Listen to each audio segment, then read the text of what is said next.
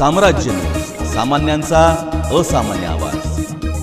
नुकसान भरपाई असलेले शेतकरी अद्यापपर्यंत प्रलंबित असल्यामुळे शंकर गायकवाड यांच्या नेतृत्वाखाली शेतकऱ्यांनी बार्शी येथील ओरिएंटल पीक विमा कंपनीच्या कार्यालयावर हलगी नाद करत विविध मागण्यांचे निवेदन दिले।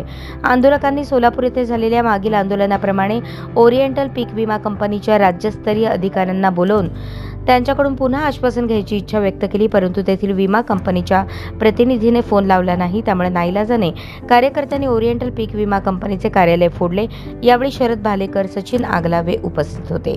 राज्यभरातील शेतकऱ्यांना मागील अनेक वर्षांपासून पीक विम्याचे पैसे कमी मिळणे, अनेकांना तर मिळतच नसल्यामुळे, त्याचबरोबर सोलापूर जिल्हा पीक विम्यातून वगळल्यामुळे शेतकरी संघटनेचे राज्याध्यक्ष शंकर गायकवाड यांच्या नेतृत्वाखाली ओरिएंटल पीक विमा कंपनीचे सोलापूर येथील विभागीय कार्यालय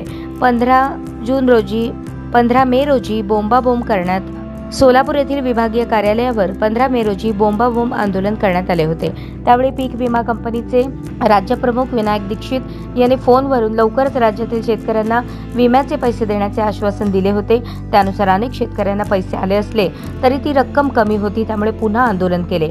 राज्यातील सर्व पीक विमा कंपन्यांनी मागील 2 वर्षांपासून खरीप व रब्बीच्या दोन्ही हंगामातील शेतकऱ्यांची राहिलेली रक्कम तात्काळ शेतकऱ्यांच्या खात्यावर वर्ग करावी, अन्यथा वैतागलेला शेतकरी कोणत्याही स्वरूपाचे तीव्र आंदोलन करू शकतो, असे शेतकरी संघटना राज्याध्यक्ष शंकर गायकवाड यांनी सांगितले।